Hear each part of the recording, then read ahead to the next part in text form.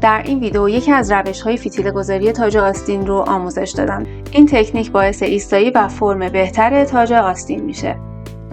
برای شروع کار از اریب پارچه 2 تا نوار به طول 24 سانتی متر و عرض 7 سانتی متر برش میدم.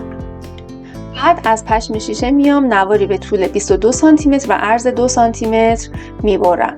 پشم شیشه که من انتخاب کردم قطرش هم 2 سانتی متر هستش. برای اینکه من میخوام یه فتیله‌ای داشته باشم که کامل کلگی آستین من رو نگه داره، قطر پشم شیشه رو بیشتر انتخاب کردم.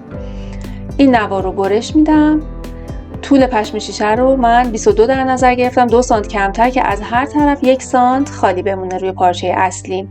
به این صورت این رو برش میدم، روی پارچه قرار میدم. همونطور که میبینید 1 سانتی متر از هر طرف از پارچه من کمتر هستش. اون رو داخل پارچه میذارم و با استفاده از پایه یک طرفه یا پایه چرخم چرخ میکنم.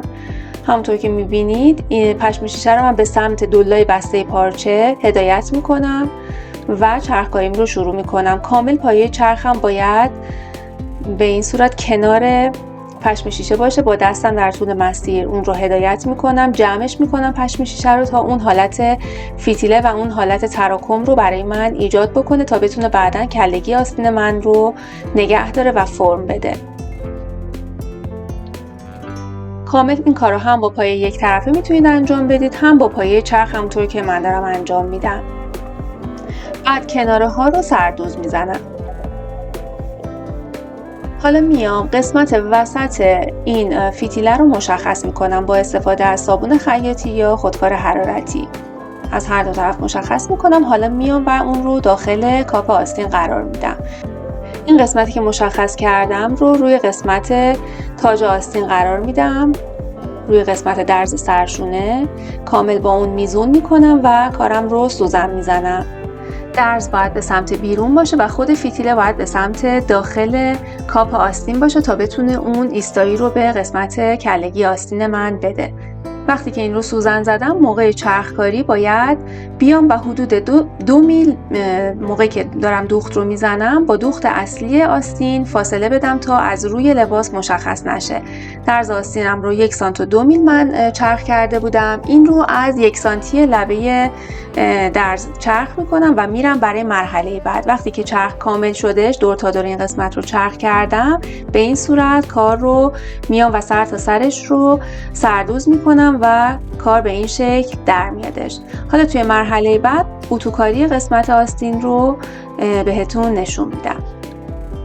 از این سمت آستین ببینید به این شکل میشه آستین. البته این آستین باید الان بره برای مرحله اتوکاری.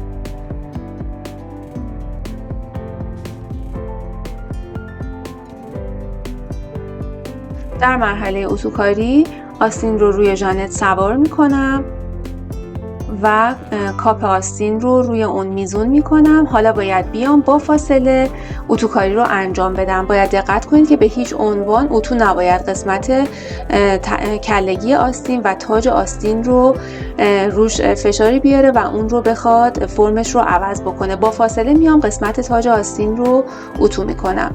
بعد میام آستین رو به این صورت روی ژانت پهن میکنم و قسمت درز فتیله رو که در داخل ما به سمت جای دوختمون داده بودیم اون رو به این شکل میام و اتوکاریش رو انجام میدم تا کاملا ایستایی اون خوب بشه و کارم اتوکاریش انجام بشه. همونطور که گفتم به هیچ عنوان اتو رو نباید روی قسمت کلگی بذاریم تا این فرم حفظ بشه. بعد از اتوکاری کلگی آستین من به این شکل با استفاده از فتیله گذاری فرم میگیره. روش الگوسازی، برش و دوخت این کت رو و همینطور وصل صحیح آستین رو توی ویدیوهای قبلی من کامل براتون توضیح دادم. لینک اون رو براتون در دیسکریپشن قرار میدم تا اگر تمایل داشتید این آموزش ها رو هم تماشا کنید. از اینکه تا انتهای ویدیو با من همراه بودید ازتون سپاسگزارم.